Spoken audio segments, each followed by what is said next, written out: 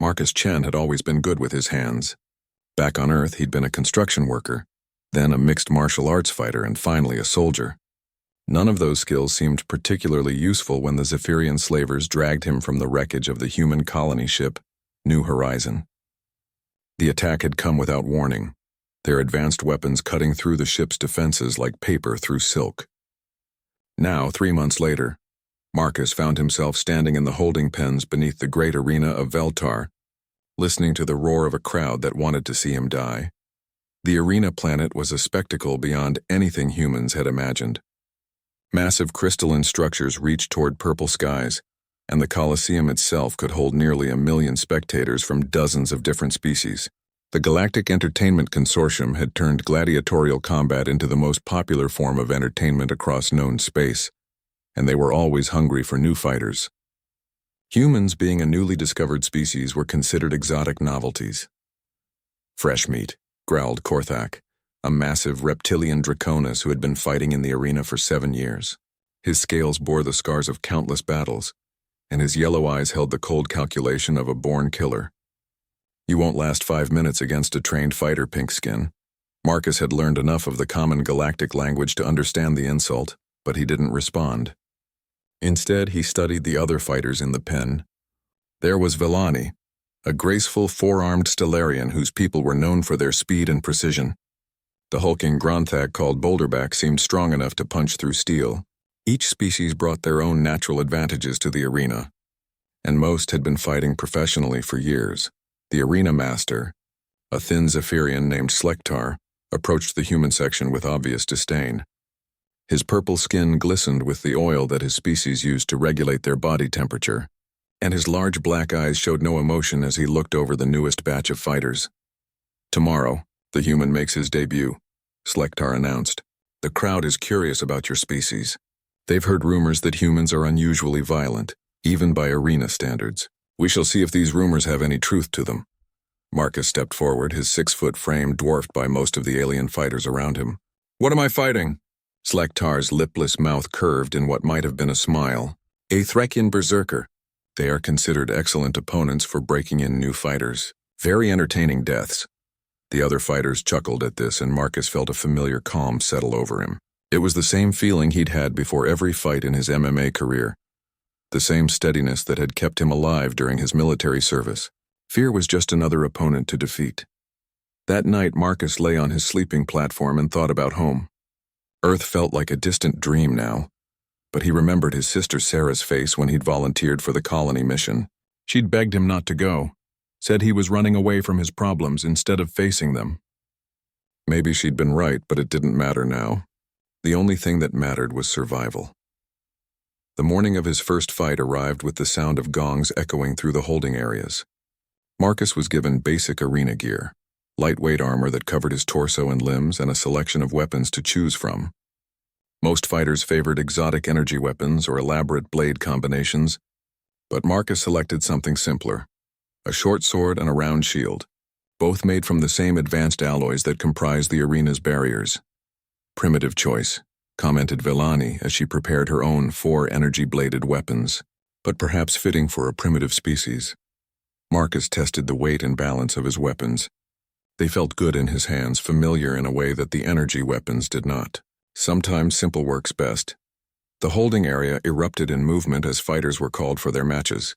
Marcus watched through the viewing screens as the morning's entertainment began. The crowd loved violence, but they loved drama even more. Fighters who could put on a show, who could make their victories look effortless or their defeats look heroic, became stars. The most popular gladiators lived in luxury between fights and retired wealthy if they survived long enough. Finally, Marcus heard his name called. The gate to the arena floor slid open with a hiss of hydraulics, and he stepped into the light. The noise hit him like a physical force. Nearly 1 million beings screaming, cheering, and placing bets on his upcoming death. The arena floor was a circle of white sand nearly 200 meters across, surrounded by energy barriers that could stop a tank round. His opponent was already waiting. The Thrakian berserker stood 8 feet tall, its forearms ending in natural claws that had been sharpened and reinforced with metal. Its gray skin looked like living rock, and its red eyes burned with barely controlled rage. Thracians were known to work themselves into battle frenzy that made them nearly unstoppable, but also made them careless. The arena master's voice boomed across the stadium, introducing both fighters in the flowery language that audiences loved. Marcus barely listened. He was studying his opponent, noting the way it moved. The slight favor it showed its left side, the way its breathing patterns changed as its battle rage began to build. The starting horn sounded, and the Thracian charged with a roar that shook the arena.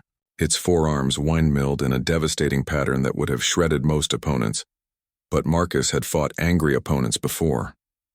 He slipped to the side at the last moment, letting the creature's momentum carry it past him, and scored a quick cut across its back leg. The crowd's noise shifted from bloodthirsty anticipation to surprised interest. The human had actually hurt the berserker. Marcus circled his opponent, shield up, sword ready. The Thracian spun to face him, its rage building higher. This time it approached more carefully, but its species' natural aggression made patience difficult. Marcus waited, and when the second charge came, he was ready. The Thracian's claws scraped against Marcus's shield with a sound like metal on stone. The impact drove him back 3 steps, but he kept his footing and his grip on his weapons. The creature's eyes burned brighter as its battle rage reached full intensity, and foam began to gather at the corners of its mouth. In this state, a Thracian berserker could fight through injuries that would cripple other species, but they also lost much of their tactical thinking. Marcus had counted on this.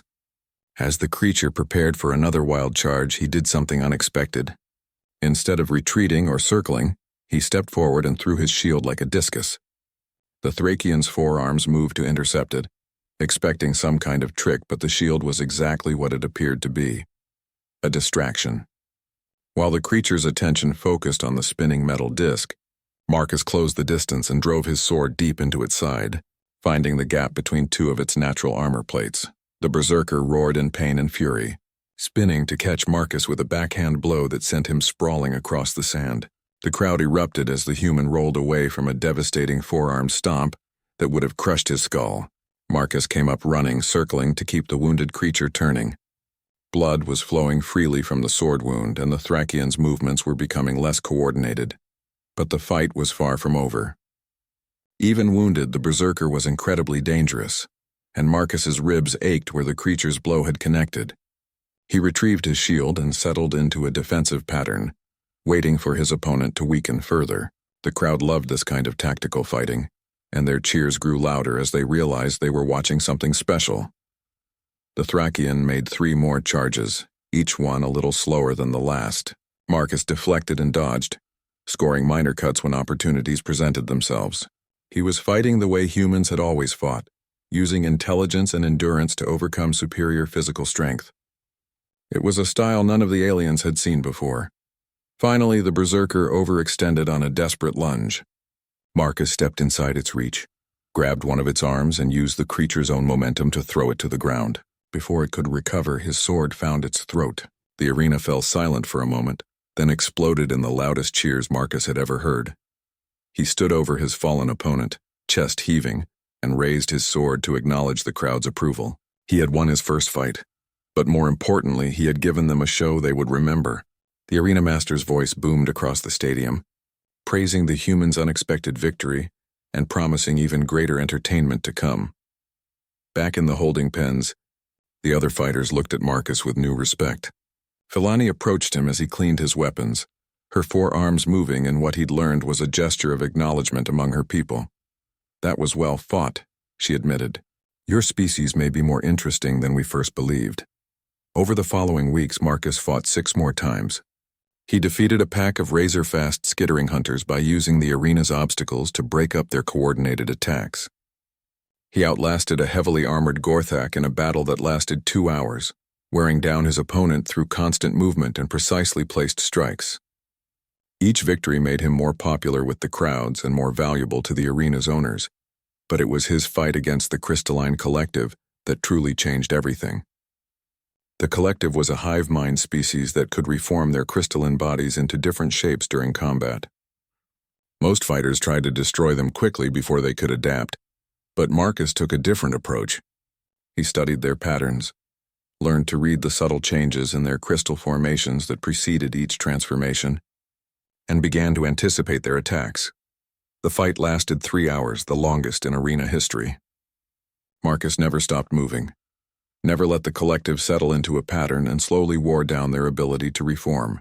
When he finally shattered their core crystal with a perfectly timed shield bash, the crowd's response was unlike anything the arena had ever heard.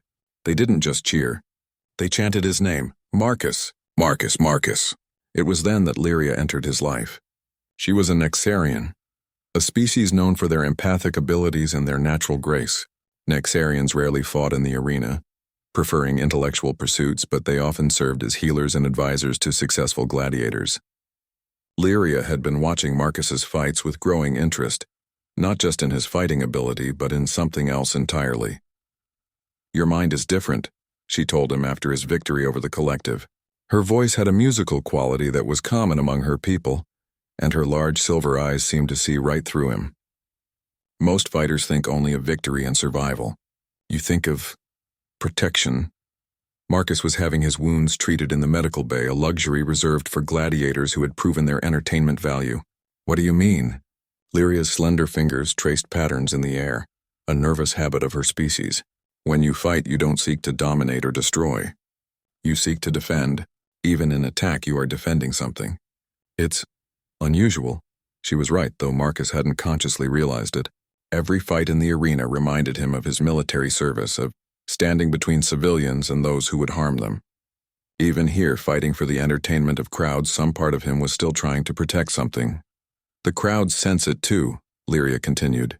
"They don't just see a killer. They see a guardian. It's why they've begun calling you the Protector instead of using your given name." Marcus tested his newly healed arm, flexing the muscles where the collective's crystal shards had cut deep. "And why does this interest you?" Lyria's expression became more serious. "Because there are rumors, whispers among the non-fighter staff. Some of the arena's practices are questionable. Fighters who ask too many questions sometimes disappear. Species who prove too popular sometimes find their homeworlds facing mysterious raids by pirates who always seem to know exactly where to find the best potential fighters." The implications hit Marcus like a physical blow. "You're saying the arena is involved in the slave trade?" "I'm saying that you should be very careful about what questions you ask and who you ask them to," Lyria replied. "But I'm also saying that if someone were to discover the truth, and if they were strong enough and popular enough to do something about it, there are many of us who would help them." Marcus looked at her carefully. "And what makes you think I'm that someone?" Lyria smiled, an expression that transformed her entire face. "Because in all my years of reading minds and emotions, I've never met anyone who carries such a strong need to protect others. Not even among my own empathic people. You're different, Marcus Chen. And different is exactly what this place needs." Marcus's popularity continued to grow with each fight, and with it came privileges that most gladiators never saw.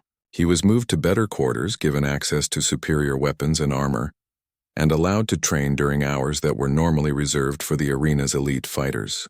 But the most valuable privilege was also the most dangerous: access to areas of the complex that regular fighters never saw. During his morning training sessions, Marcus began to explore. The arena complex was massive, built into and around natural cave systems that honeycombed the planet's crust. Most fighters only knew the holding areas, training facilities, and the arena floor itself. But Marcus discovered that there were entire sections dedicated to administration, storage, and what appeared to be research facilities. It was in one of these research areas that he found the first piece of real evidence. Hidden behind security doors that had been left unlocked during maintenance, Marcus discovered laboratories filled with genetic samples, behavioral analysis equipment, and detailed files on dozens of species. The files weren't just about fighting capabilities. They included planetary locations, population estimates, military strengths, and cultural weaknesses. "Looking for something specific?" Lyria's voice came from behind him, causing Marcus to spin around with his hand instinctively moving toward his weapon. "You followed me," he said, relaxing when he saw her familiar form in the doorway. "I've been following you for weeks," she admitted, stepping into the laboratory. "I needed to be sure you were ready for what you might find." Lyria moved to one of the computer terminals and began accessing files with practiced ease. Her empathic abilities apparently extended to reading electronic systems as well as biological ones. The Galactic Entertainment Consortium isn't just running gladiatorial games. They're scouting for the slave trade, identifying species with desirable traits and mapping out entire civilizations for harvest. The files she pulled up were horrifying in their scope. Dozens of worlds had been targeted over the past century. Species that proved popular in the arena would mysteriously find their home planets raided by pirates, who somehow always knew the best times and places to strike. The survivors would be sold into slavery, with the strongest and most entertaining ending up back in the arena to generate even more intelligence about their people. Humans are next, Lyria said softly, pointing to a file marked with Earth's coordinates. Your performance in the arena has generated enormous interest. There are already 3 slaving expeditions being planned to harvest more of your species. Marcus felt a cold rage building in his chest, different from the controlled aggression he used in fights. This was the same fury he'd felt when his squad had discovered civilians being used as human shields during the war. How many people know about this? More than you might think, Lyria replied. Many of the non-fighter staff are sympathetic. We're mostly from species that have already been harvested, forced to work here to pay off debts that can never be repaid. The medical staff, trainers, technicians, even some of the guards. We've been waiting for someone with both the ability and the motivation to do something about it. And you think I'm that someone? Lyria's silver eyes met his. I know you are. Your next fight is against Vaxtor the Unbeaten. He's the current arena champion, undefeated in 43 matches. If you can beat him, you'll have access to the champion's privileges, including the ability to challenge the arena's management directly. Marcus had heard of Vaxtor. The being was a legend among gladiators, a Corthan warrior whose species was naturally gifted with both immense strength and tactical intelligence. Corthan had evolved as pack hunters on a world where everything else was bigger and stronger than they were, making them incredibly adaptable and resourceful.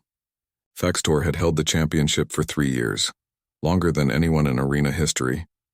What exactly are these champions' privileges? Marcus asked. The right to speak directly with the consortium board, to request changes in arena policies, to demand investigations into any aspect of the operation, Lyria explained. It was originally meant to keep successful fighters happy and prevent them from becoming problems.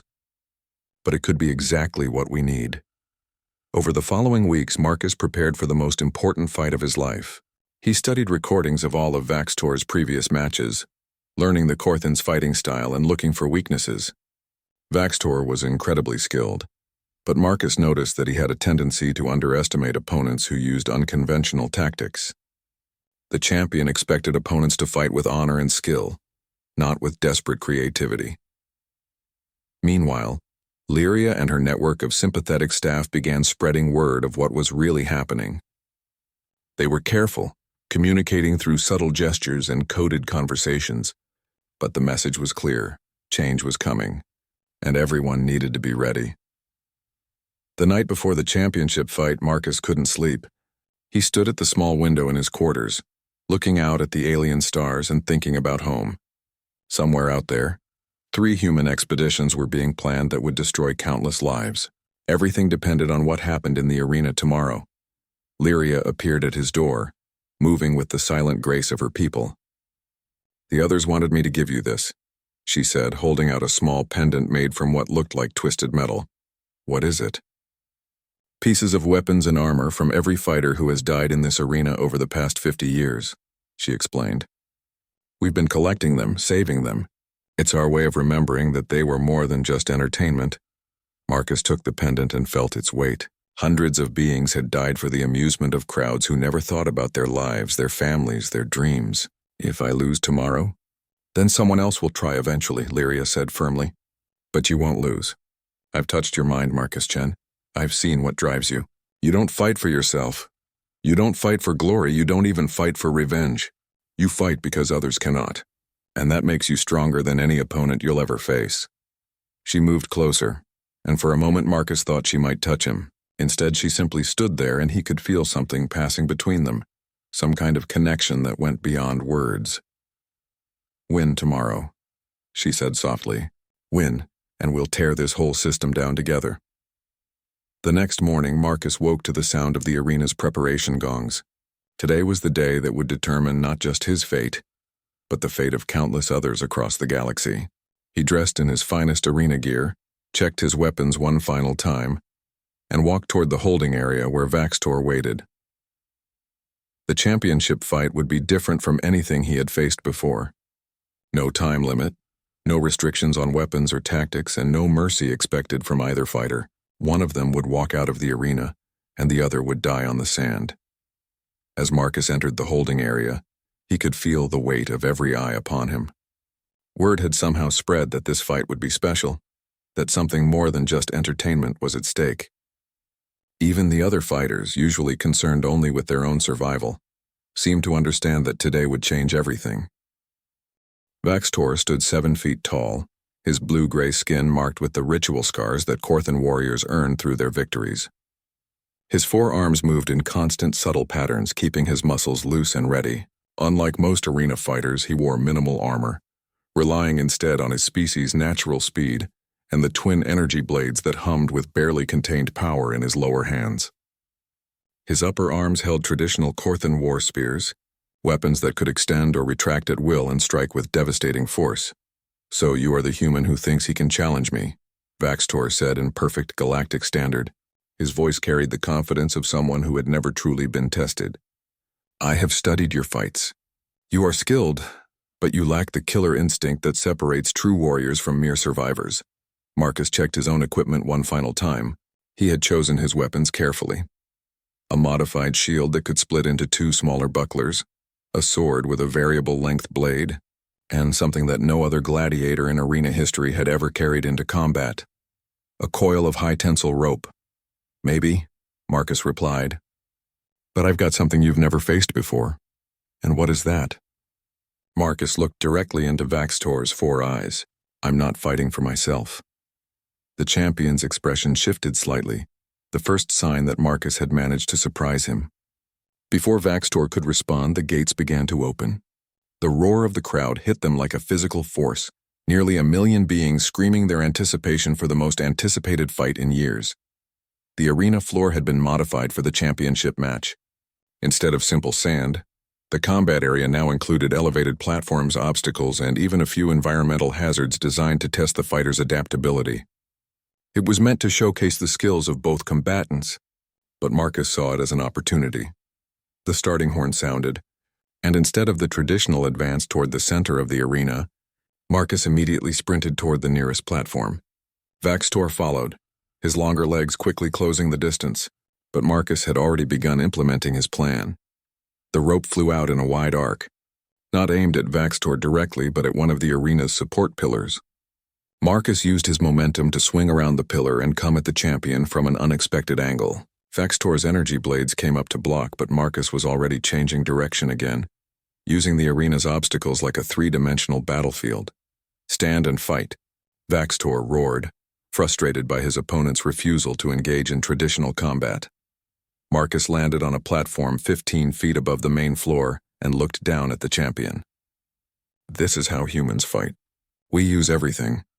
He leaped from the platform, not directly at Vaxtor but at another obstacle, ricocheting off it to attack from yet another angle. His sword rang against Vaxtor's energy blades, and for a moment they were locked together, testing each other's strength. The Korthan was physically stronger, but Marcus had positioned himself so that Vaxtor couldn't bring all 4 arms to bear effectively. Marcus broke the lock and rolled away, using his rope to entangle one of Vaxtor's war spears as he moved. The champion's weapon was yanked from his grip, clattering across the arena floor. Now the fight was more even. Marcus with sword and shield against Vaxtor with energy blades and 1 remaining spear. The crowd was going wild. They had never seen anything like this tactical 3-dimensional combat. Most arena fights were straightforward tests of strength and skill, but Marcus was turning the entire arena into his weapon. Vaxtor adapted quickly, as Korthan always did. He began using the obstacles as well, leaping between platforms with impressive agility. But Marcus had grown up in construction, had spent years learning to move through complex 3-dimensional environments, and he was more comfortable with this kind of combat. The fight raged across the entire arena. Marcus used his rope to create traps and entanglements, his shield to deflect energy blasts, and his sword to probe for openings in Vaxtor's defense. The champion fought with the skill of a master, his remaining weapons weaving patterns of death that would have killed most opponents instantly. But Marcus wasn't most opponents. Every move he made was calculated, part of a larger strategy that Vaxtor couldn't quite grasp. He was fighting the way humans had always fought against superior opponents, with cunning, endurance, and absolute refusal to give up. 20 minutes into the fight, Marcus saw his chance. Vaxtor had become overconfident, pressing his attack too aggressively. As the champion lunged forward with both energy blades, Marcus dropped his shield and caught both of Vaxtor's lower arms at the wrists. The energy blades stopped inches from his throat, but Marcus's grip held firm. For a moment, they stood frozen in a test of pure strength. Vaxtor was stronger, but Marcus had leverage and position. Slowly, inevitably, Marcus began to turn the blades away from himself and toward his opponent. "Impossible," Vaxtor gasped, straining against Marcus's grip. "Human impossible," Marcus corrected, and drove both energy blades into the champion's chest. Vaxtor's eyes widened in shock and something that might have been respect. "How?" he whispered as he fell to his knees. Marcus knelt beside the dying champion. "Because I'm not fighting for glory or entertainment. I'm fighting for every being who was taken from their home and forced to die for someone else's amusement." Vaxtor's life faded, but his final expression was peaceful. He had finally found a worthy opponent, someone who had beaten him not through superior strength or speed, but through something deeper. The arena fell silent. Then slowly the cheering began. Not the bloodthirsty roar that usually followed a champion's death, but something different, something that sounded almost like approval, as if the crowd had finally seen what real combat could be when it meant something beyond mere entertainment. Marcus stood in the center of the arena, Vaxtor's body at his feet, and raised his sword to acknowledge the crowd. He was now the arena champion, with all the privileges and responsibilities that came with that title. But more importantly, he now had the power to demand answers from the consortium board. Slektar, the arena master, approached with obvious nervousness. His usual arrogance was replaced by something approaching fear. "Congratulations, champion. The board will see you at your convenience." Marcus wiped the blood from his sword and slid it into its sheath. "Tell them I'll see them now, and tell them to bring their files on Earth." As he walked off the arena floor, Marcus caught sight of Lyria in the medical bay entrance. She was smiling, and her silver eyes held something he had never seen before. Hope. The hardest part was over. He had proven himself in combat and gained the position he needed. Now came the even more dangerous battle, facing the beings who controlled the arena and demanding that they answer for their crimes. But for the first time since his capture, Marcus felt like he had a real chance to make a difference. The revolution had begun, and it started with a human who refused to die quietly for someone else's entertainment. The consortium board met in a crystalline chamber high above the arena, where the curved walls provided a perfect view of the combat floor far below. 5 beings sat around a circular table made from what appeared to be compressed starlight, each representing a different major species in the galactic entertainment industry. Marcus recognized their types from his studies: a Zephyrian administrator, a Nexarian financial analyst, a Draconis security chief, a Corthan military advisor, and at the head of the table, a being he had never seen before. The chairman was tall and thin, with pale skin that seemed to shift color in the light. His features were almost human, but there was something alien about the proportions, something that suggested his species had evolved along parallel but distinct lines. When he spoke, his voice carried harmonics that resonated in frequencies most species couldn't hear. "Champion Marcus Chen," the chairman said, his tone carefully neutral. "I am Administrator Zethkar of the Progenitor Council. We understand you wish to discuss certain concerns about arena operations." Marcus had changed from his fighting gear into simple clothes, but he still wore his weapons. Champion's privilege allowed him to be armed even in the presence of the board, a tradition that suddenly seemed much more significant than ceremonial courtesy. "I want to discuss the slave raids," Marcus said directly. "I know about the intelligence gathering, the planetary surveys, the coordinated attacks on worlds that produce popular fighters." The board members exchanged glances, and Marcus caught the subtle shift in their postures that suggested they were no longer dealing with a simple entertainer seeking better accommodations. "Those are serious accusations," the Draconis security chief rumbled. "Do you have evidence to support these claims?" Marcus pulled out a datapad containing copies of the files Lyria had helped him access, complete records of operations against 47 different worlds over the past century.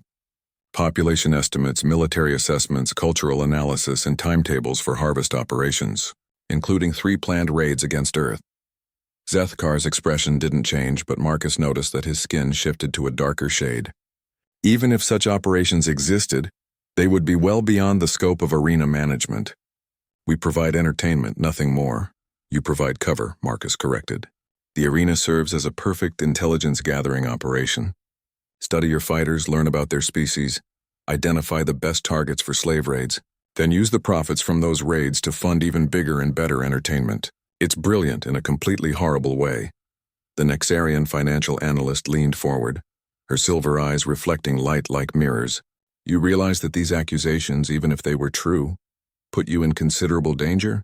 Champions have certain privileges, but those privileges have limits. Marcus met her gaze steadily. I'm not here to negotiate for my own safety. I'm here to stop this operation. Interesting, Zethkar mused. And how exactly do you propose to do that?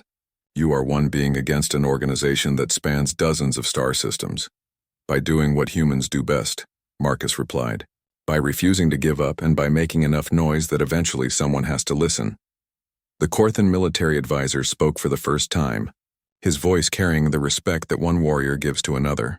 You fought well against Vaxtor. He was a friend of mine, and I do not mourn his death because he died as a warrior should.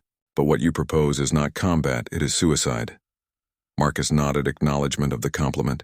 Maybe. But sometimes suicide missions are the only ones worth fighting. Zethkar stood, his tall form casting strange shadows in the crystalline chamber. You present us with an interesting dilemma, champion. We cannot simply kill you without cause, as that would violate the sacred traditions of the arena. But we cannot allow these accusations to spread beyond this room. What are you proposing? A challenge, the chairman said. Arena tradition allows for a champion to stake his title on a single combat of his choosing.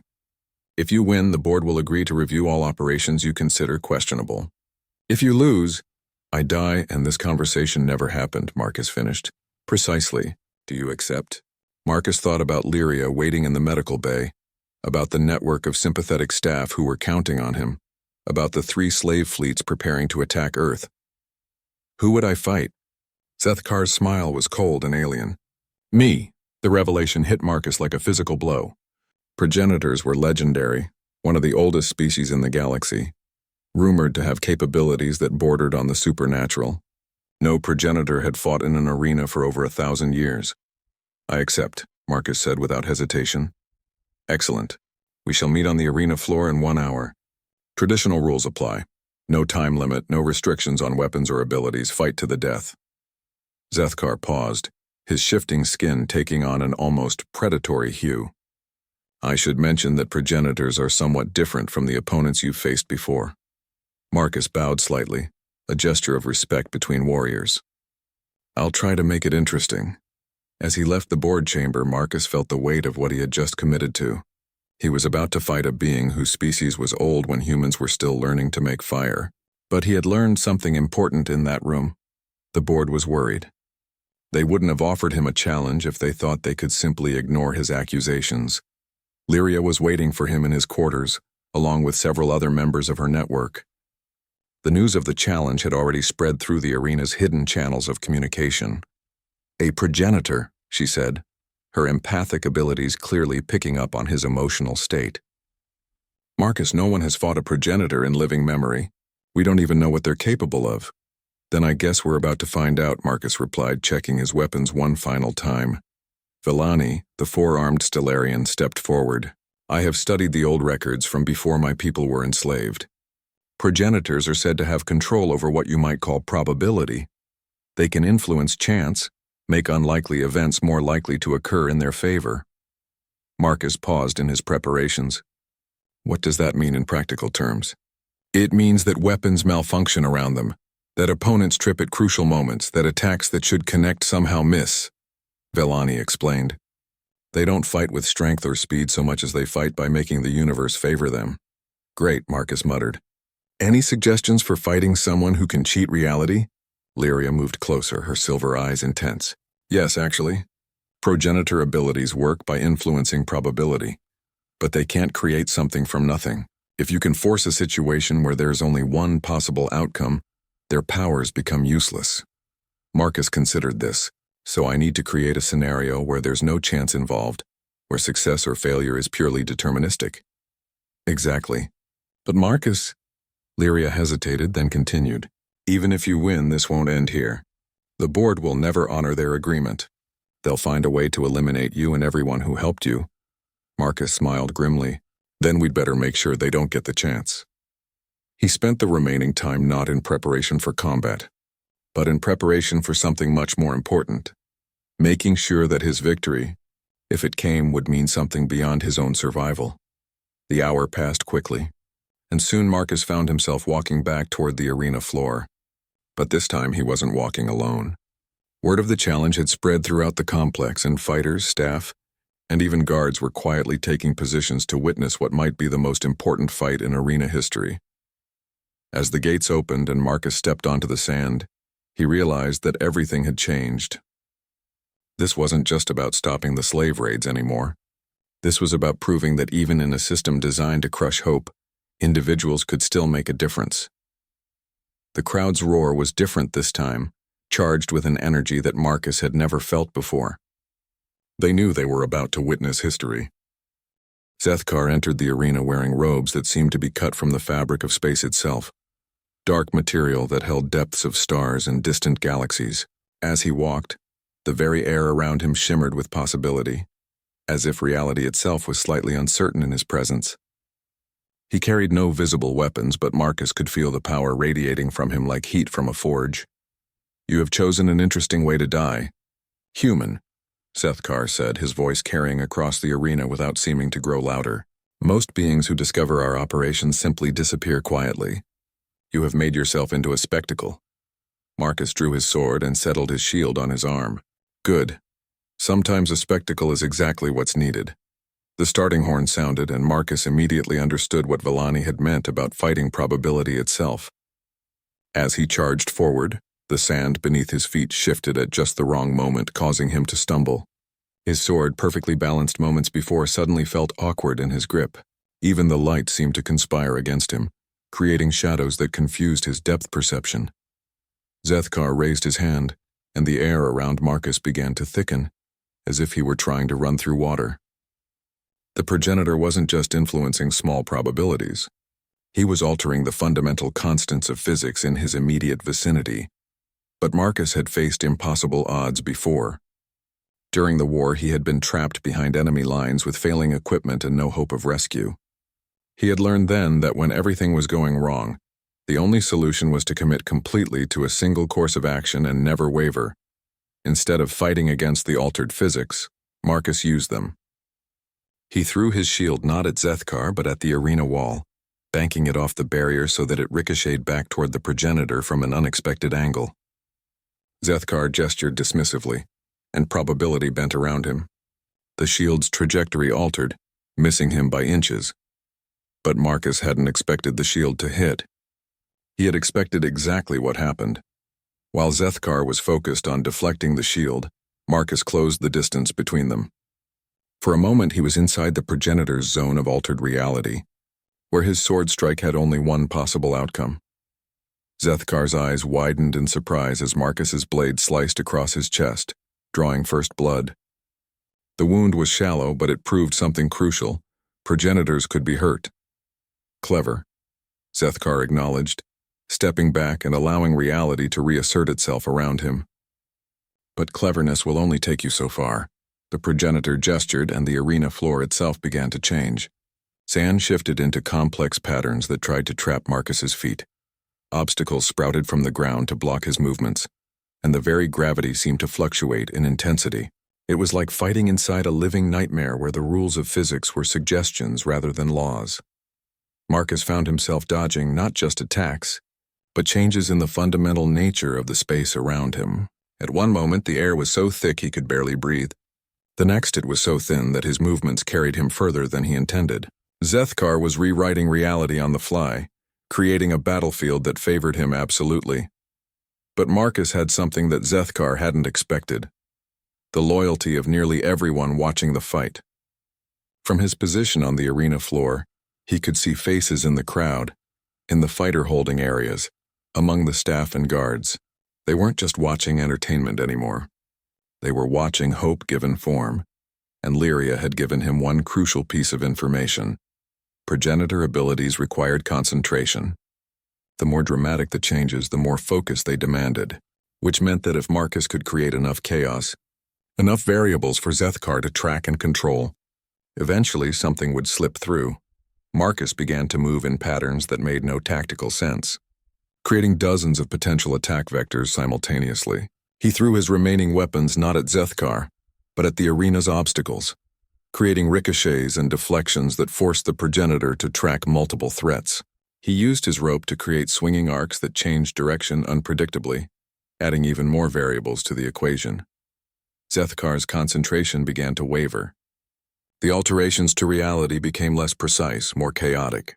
Gravity fluctuated wildly, the air pressure changed randomly, and the arena floor began to shift in ways that hindered both fighters equally. "You cannot win this way," Zethkar called out, but Marcus could hear the strain in his voice. "I am a progenitor.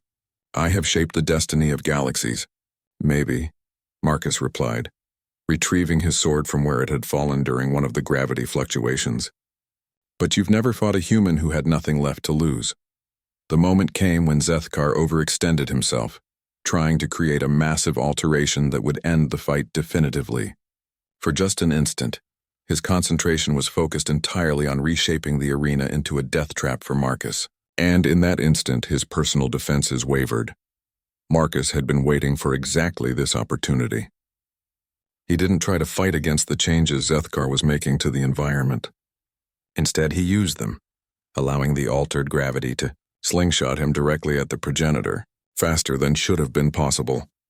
His sword took Zethkar through the heart. The progenitor looked down at the blade protruding from his chest with something like wonder. "Impossible," he whispered.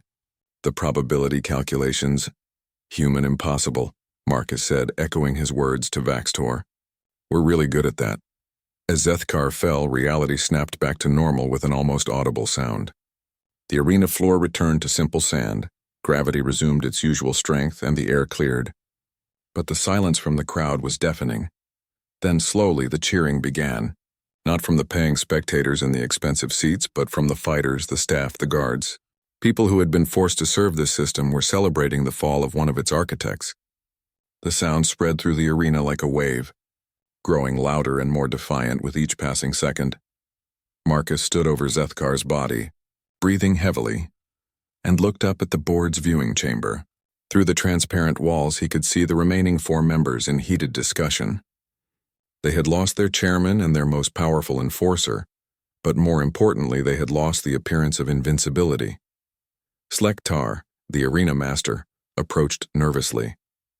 "Champion, the board wishes to discuss the terms of your victory." Marcus wiped his sword clean and sheathed it. "Tell them I'll discuss terms when they release every fighter in this complex and provide transportation back to their homeworlds." That's impossible. The financial implications alone." Marcus looked at Slektar with the same calm intensity he had shown before every fight. "Then they'd better start thinking of creative solutions, because this is just the beginning." As he walked off the arena floor, Marcus could see Lyria waiting for him, her silver eyes bright with tears of joy. Around her stood representatives of dozens of species, all of them looking at him with something he had never expected to see in this place. Hope. The system that had enslaved them all had just discovered that humans were very good at breaking things that seemed unbreakable. And Marcus Chen was just getting started. The revolution that had begun with a single fighter refusing to die quietly was about to become something much larger. The galaxy was about to learn what happened when humans decided that enough was enough. 3 months after the fall of Zethkar, the arena complex had been transformed into something the galaxy had never seen before. A free port where former slaves could find sanctuary, medical treatment, and most importantly, passage home. The transformation hadn't been easy or peaceful, but it had been thorough. Marcus stood in what had once been the board's meeting chamber, now converted into a coordination center for the liberation movement that had spread far beyond a single arena. Maps of the galaxy covered the walls, marked with the locations of other entertainment complexes, slave markets, and suspected consortium operations. The work was far from over, but the momentum was building. "The latest reports from the Outer Rim," Lyria said, entering with a data pad in her hands. She had become his partner in every sense of the word, her empathic abilities proving invaluable in coordinating the diverse species that had joined their cause. 3 more arena complexes have declared independence from consortium control. The fighters are refusing to compete until their demands for repatriation are met. Marcus smiled as he studied the reports. Each victory led to more victories. Each freed complex became a beacon for others still trapped in the system. "What about Earth? Any word from the defense fleets?" "Better than that," Lyria replied, her eyes bright with excitement. "The 3 slave fleets that were targeting your homeworld have been intercepted by a joint task force of liberated species. Apparently, when you tell a bunch of former gladiators where to find the people who enslaved them, they become very motivated." The news was everything Marcus had hoped for. The network they had built wasn't just reactive anymore. It was taking the fight directly to the consortium's operations. Former fighters who had been considered nothing more than disposable entertainment were proving to be formidable opponents when they had something to fight for. Vellani entered the chamber, her forearms carrying multiple data streams from across the liberated sectors. The Stellarian had become their intelligence coordinator, her people's natural affinity for complex information processing, making her invaluable in tracking consortium movements. "Marcus, we have a problem," she announced. "Long-range sensors are detecting a massive fleet approaching our position. Consortium military, not just security forces. They're bringing everything they have." Marcus had been expecting this. The liberation of the arena had been a symbolic victory that the consortium couldn't allow to stand. They would have to crush the rebellion here publicly and completely, or risk losing control of their entire operation. "How long do we have?" 18 hours, maybe 20, Vellani replied. "The fleet is moving slower than normal, probably to allow news of their approach to spread. They want us to panic, to scatter." Marcus nodded thoughtfully. "How many ships?" "Over 300 combat vessels, including several dreadnoughts. They have enough firepower to turn this entire planet into molten slag." The chamber fell silent as the implications sank in. The liberation movement had ships, certainly, but nothing that could stand against a full consortium military fleet. They had won through cunning and the element of surprise, but this would be a straight fight, and they were vastly outgunned. "There is another option," Lyria said quietly.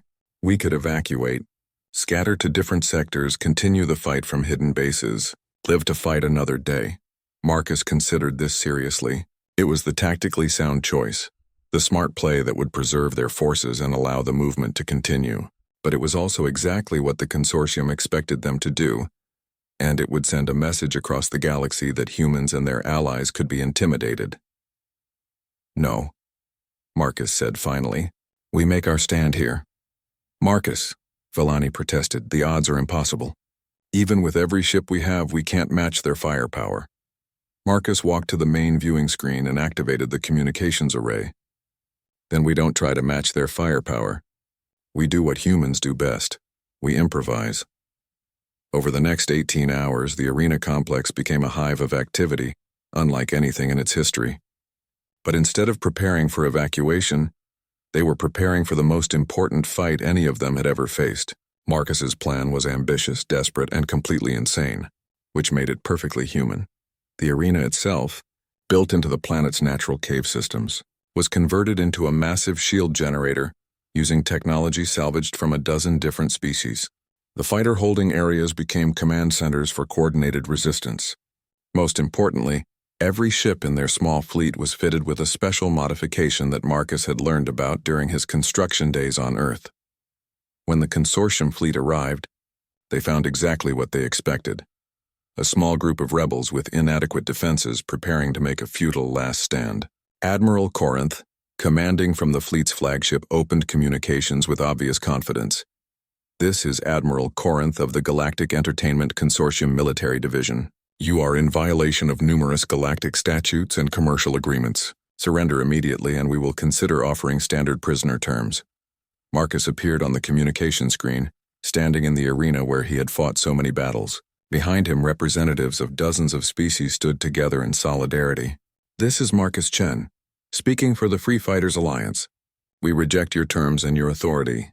This system is now under the protection of free beings who refuse to be bought, sold, or forced to fight for someone else's profit. Admiral Corinth's expression darkened.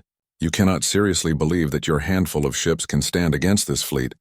You're right, Marcus admitted. We can't, but we don't have to.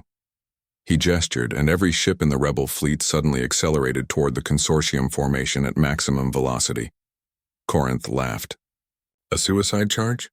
How predictably primitive. All vessels open fire. Eliminate these deluded fools. The consortium fleet opened up with everything they had, their combined firepower more than sufficient to vaporize the approaching rebel ships. But as their weapons discharged, something unexpected happened. Instead of exploding, the rebel ships activated the modifications Marcus had ordered. Massive electromagnetic pulse generators that had been carefully positioned to create a cascading feedback effect. The EMP wave that resulted was beyond anything the consortium had anticipated. It spread through their tightly packed formation like a plague, disabling ship after ship as their electronic systems overloaded. Within minutes, over half the consortium fleet was dead in space, their crews trapped in powerless vessels. Impossible, Corinth breathed, staring at his useless control displays. Human impossible, Marcus corrected. We learned a long time ago that sometimes the best way to win a fight is to make sure nobody can fight at all. The remaining consortium ships, their formation shattered and their communications disrupted, found themselves facing a very different battle than they had expected. The rebel ships that had seemed to be making a suicide run were now using the disabled consortium vessels as cover, picking off the remaining active ships with surgical precision. But the real victory wasn't happening in space. Across the galaxy, news of the electromagnetic pulse that had disabled an entire consortium fleet was spreading like wildfire. Other oppressed systems were realizing that the seemingly invincible military machine had a weakness. Their dependence on advanced technology made them vulnerable to the kind of crude, brutal tactics that desperate people had always used against their oppressors. Within hours, rebellions were breaking out in dozens of systems. Arena complexes were being liberated.